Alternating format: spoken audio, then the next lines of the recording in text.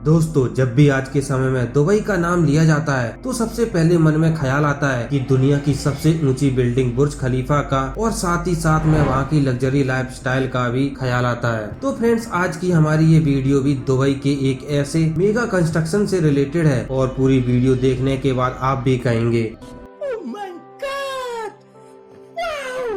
Friends, video शुरू करने से पहले आपने हमारे इस चैनल को सब्सक्राइब नहीं किया है तो अभी उस सब्सक्राइब बटन को ठोक डालो। तो फ्रेंड्स, ये बात है साल 2003 की, जब दुबई के शेख ने समंदर में दी वर्ल्ड प्रोजेक्ट की कंस्ट्रक्शन स्टार्ट की। समंदर में 300 आइलैंड बनाने का ये मेगा प्रोजेक्ट अर्थ के शेप की तरह दिखने के लिए बनाया जा रहा था और इन आइलैंड्स पर लग्जरी विलास, होटल्स और बीच रिजॉर्ट के साथ साथ वो सब कुछ बनाया जाना था जिसका अंदाजा लगाना हम आम लोगों की पहुँच से कहीं ज्यादा दूर था। यहाँ तक कि फ्रेंड्स, इस मेगा प्रोजेक्ट की जब एडवर्टाइजमेंट हो रही थी तो उसमें दी वर्ल्ड को लैंड ऑफ पैराडाइज यानी कि जन्नत की जमीन का खिताब भी दिया गया। लेकिन फ्रेंड्स, ये प्रोजेक्ट कंप्लीट होने के 13 सालों के बाद भी आज तक ये आइलैंड समंदर में वीरान क्यों पड़े हैं। यहाँ तक कि दुनिया की महंगी से महंगी और मोस्ट पॉपुलर सेलिब्रिटी से इसका एडवर्टाइजमेंट करवाने के बाद भी दुबई के शेख का ख्वाब अधूरा क्यों रह गया। यहाँ आखिरकार हुआ क्या था जो इसकी ये हालत हो गई। फ्रेंड्स, ये बात तो हम सबको मालूम है कि दुबई के शेख मोहम्मद बिन रशीद अल मखतूम ने दुबई में वो सब कुछ कर दिखाया है जिसकी मिसाल पूरी दुनिया में कायम है, जहां हर कोई अपनी लाइफ में वहां एक बार जरूर घूमना चाहता है। लेकिन फ्रेंड्स, आज से 30 साल पहले दुबई में सिर्फ और सिर्फ एक बिल्डिंग हुआ करती थी जिसको आज के दौर में दुबई वर्ल्ड ट्रेड सेंटर भी कहा जाता है। लेकिन उसके बाद यहाँ पर बैक टू बैक कंस्ट्रक्शन ने दुबई की शक्ल सूरत ही बदल के रख दी।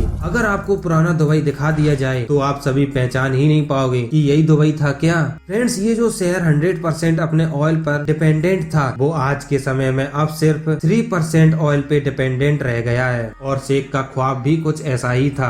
दुनिया की सबसे ऊंची बिल्डिंग बुर्ज खलीफा से लेकर दुनिया के पहले और आखिरी 7 स्टार होटल बुर्ज अल अरब तक दुबई का कोना कोना वर्ल्ड क्लास लग्जरी फैसिलिटी से भरा हुआ है। अब जब दुबई के पास मेगा प्रोजेक्ट बनाने के लिए जमीन ही कम पड़ गई और साथ ही साथ में उन्होंने सोचा कि जमीन पर तो बहुत से ऐसे मेगा प्रोजेक्ट बना लिए गए हैं, तो शेख ने रुख किया समंदर का। ये बात है साल 2001 की, जब दुबई पहले ही बुर्जन अरब बनाकर वेस्टर्न टूरिज्म अपनी तरफ अट्रैक्ट कर बैठा था। दुबई के बीचेस काफी ज्यादा फेमस होने लगे थे और बात यहाँ तक पहुँच चुकी थी कि अब दुबई के पास बीचेस की भी जगह कम पड़ गई। दुबई की ये कोस्ट लाइन जो सिर्फ 70 किलोमीटर तक फैली हुई थी उसको अब बढ़ाने का समय आ चुका था। स्टार्टिंग में तो ये प्लान था कि दुबई के समंदर में 3 आर्टिफिशियल आइलैंड बनाए जाएंगे जिनको जब स्पेस से देखा जाएगा तो उनकी शक्ल किसी पाम ट्री जैसी दिखनी चाहिए। और इन 3 आइलैंड्स के नाम भी पाम ट्री से रिलेटेड रखे गए, पाम जुमेरा, पाम जेबेल अली और पाम डेरा। 2001 में सबसे पहले पाम जुमेरा पर काम स्टार्ट कर दिया गया क्योंकि शायद ये प्लान किए गए आइलैंड्स में सबसे छोटा था, इसलिए इसका काम पहले स्टार्ट हुआ।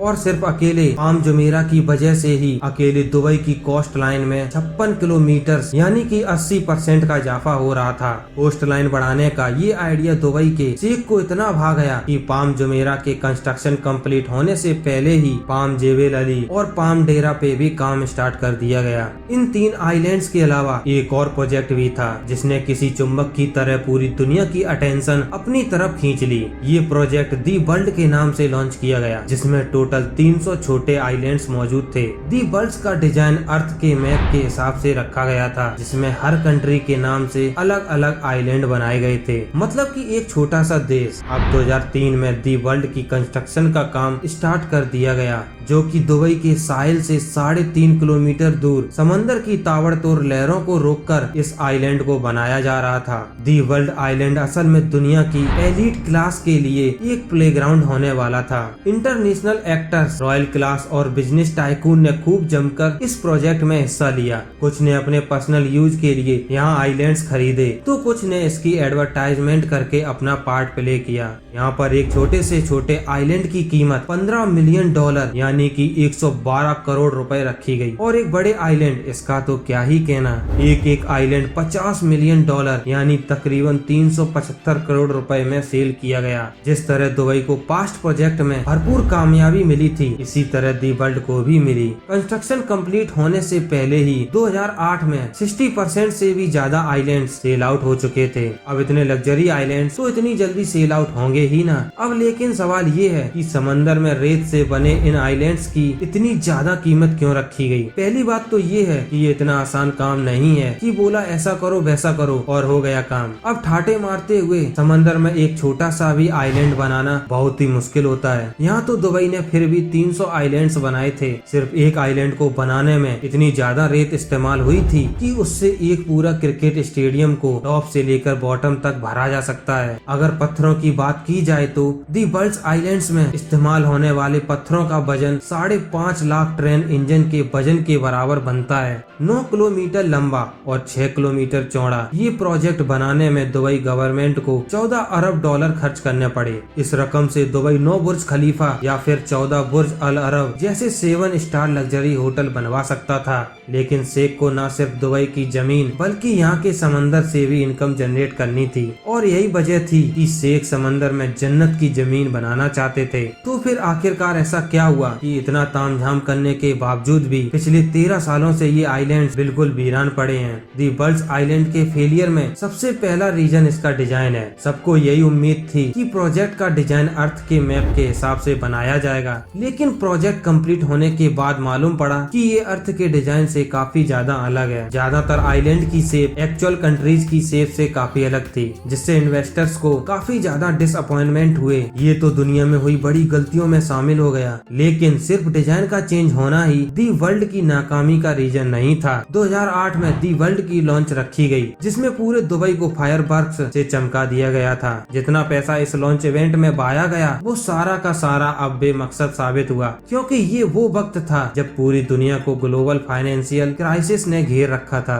दी वर्ल्ड के 60% आइलैंड इस फाइनेंशियल क्राइसिस से पहले ही सेल हो चुके थे और इस क्राइसिस की वजह से न सिर्फ वर्ल्ड आइलैंड्स बल्कि पूरे दुबई की प्रॉपर्टीज के रेट जमीन पर आ गिरे। फाइनेंशियल क्राइसिस की वजह से जिन एलिट्स ने ये आइलैंड खरीद रखे थे उन्होंने भी यहाँ कंस्ट्रक्शन का काम नहीं करवाया। वक्त गुजरता गया और इसी दौरान एक और मसला खड़ा हो गया। खाली पड़े आइलैंड आहिस्ता आहिस्ता समंदर में समाने लगे और नोटिस किया गया कि इनमें से तो कई आइलैंड्स इरोजन की वजह से समंदर के नीचे जा चुके हैं। ये खबर जहां अपने तौर पे काफी ज्यादा डेंजरस थी, वहीं मीडिया कवरेज ने लोगों का इस प्रोजेक्ट पर ट्रस्ट कम कर दिया। अब जब मीडिया बीच में आ ही गया है तो इसका बुरा हाल होना ही था। अब इसका नतीजा ये हुआ कि ग्लोबल फाइनेंशियल क्राइसिस खत्म होने के बाद दुबई के दूसरे एरियाज में तो बिजनेस वापस लौट आया, लेकिन दी बल्ट्स आइलैंड्स पर इरोजन के डर से किसी ने भी अपनी किस्मत नहीं आजमाई। इंजीनियर्स और रिसर्च टीम ने जब आइलैंड इरोजन को इन्वेस्टिगेट किया तो एक और खौफनाक मामला उभर कर सामने आ गया। पाम जुबेरा, पाम जेवेल अली और पाम डेरा के साथ साथ वर्ल्ड आइलैंड की कंस्ट्रक्शन में इस्तेमाल होने वाली रेत पर्शियन गल्फ के समंदर से ही ट्रेजर के जरिए निकालकर आइलैंड साइड पर डंप की जाती थी। जिन सैलो वाटर्स में से रेत निकाली गई थी वहाँ पानी का दबाव बढ़ गया, जिसकी वजह से समंदर की वेव्स में काफी चेंजेस नोटिस की गई। वेव्स में चेंजेस की वजह से न सिर्फ आर्टिफिशियल आइलैंड्स बल्कि पूरे दुबई की कोस्ट लाइन में इरोजन देखी गई। ये सैटेलाइट फुटेज 2002 की है, जब सिर्फ पाम जुबेरा बनाया गया था। इस फुटेज में दुबई की कोस्ट लाइन को गौर से देखें, जो कि ऑलमोस्ट स्ट्रेट लाइन में नजर आ रही है। अब गौर करें इस फुटेज पर, जो कि 2008 की है, जब बाकी तमाम आइलैंड्स भी बनाए जा चुके थे। इसमें साफ साफ देखा जा सकता है कि दुबई की अपनी कोस्ट लाइन जगह जगह से इरोड हो रही है और इसको रोकने के लिए कई जगह पर आर्टिफिशियल वॉल्स भी खड़ी की गई हैं। आर्टिफिशियल आइलैंड्स बनाने दुबई की कोस्ट लाइन को डबल ट्रिपल करने के चक्कर में इन्होंने तो डायरेक्ट ही नेचर से पंगा ले लिया और अब नेचर दुबई पर उल्टा वार करने पर तुला है। इस मामले ने इन्वेस्टर, बिजनेस टाइकून और सेलिब्रिटीज के ट्रस्ट लेवल को इतनी ठोस पहुंचाई है